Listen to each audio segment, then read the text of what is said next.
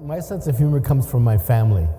Comes from my family. As I had a very funny family, very bright, witty, fast, and you had to be on your toes to get any time at the dinner table, to get your 2 minutes in or whatever it was. Yeah. And and so it came from the family. And I grew up with a group of cousins that we were really blue collar Chicano kids. My dad was a policeman. All my other uncles were upholsterers.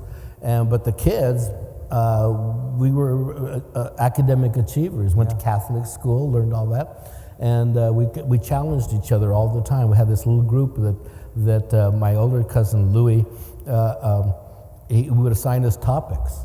Okay, Regine, Castro, he said, you learn about medieval history and bring it back to the group. And Lale, you learn about architecture. And Cheech, you learn about art. And that's where it started. I was assigned it like 11 years old. Art. Yeah, art.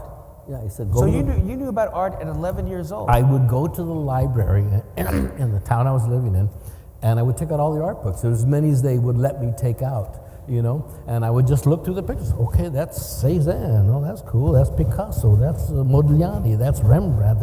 And that's how I educated myself. So I knew all about classical art. And the gap in my knowledge was contemporary art. I mean, I heard some names, but I knew everything up to modern art, but out contemporary. Yeah. And so I started going to galleries on the west side of LA, and that's where I discovered these Chicano painters. And the things that I realized right away is these painters are really good. Yeah. Because I had seen good painting all my life. And I had gone to the museums to see it, and you have to go see paintings in person. You have to. That's the only way you can get really what the painting is all about, because painting involves paint, and there's a texture, and has a zillion manifestations of texture and transparency and translucency, but you have to see paintings live in order to get the full effect. I mean, you've always been smart. You won Celebrity Jeopardy. I was the very first Celebrity Jeopardy champion. Yes. Everything. You can have as many PhDs and MFAs and whatever, but you win Celebrity Jeopardy, Yeah. And you are the smartest dude on the planet, Like, yes, that's me. Celebrity Jeopardy. You won Celebrity Jeopardy. I'm still amazed at that, because a lot of people, what I love about the show and bringing people on and talking, it's the stories you don't hear. Yeah, it's a chance you don't see us, and we're not told. I'd never heard the story of how you asked Liz to be your wife. I never do that. I learned more about. Tell you that, how he asked her father. Yeah. Her father. You're right. That's another story. I'm telling you, that is the most nervous I've ever been in show business. Really? On Celebrity Jeopardy, because you can look like a total tonto, man.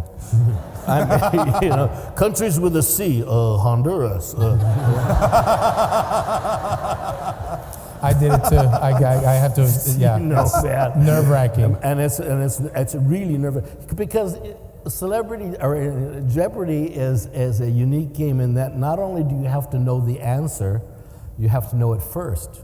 The question, right? The question, in the form of a question, but you have to know it first, because you have to beat other guys into there, and it's a very thin line between you and the next guy, because if you buzz in before, what happens is Alex Trebek says the question, and as soon as he finishes, 2 lights go on either side of the board, and then you can come in, then you can buzz in. If you go in before, your buzzer shuts down for a second and a half. Mm-hmm. So, I mean, that's like eternity, so you're out, so it's timing, to get to be, and so I had this technique where everybody else was chung chung with their thumb, chung chung chung chung, and when I was in high school, a track coach says, no, you do it faster with your finger like that. I'm doing a stopwatch. Trigger finger. It's faster. And I don't know, when am I ever going to use that?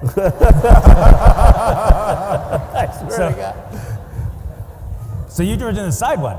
I did, yeah. Wow. And so after the show, after I won, the writers came up to me and they said, "Are you a musician?" Yeah, as a matter of fact, I am. He says, "Why?"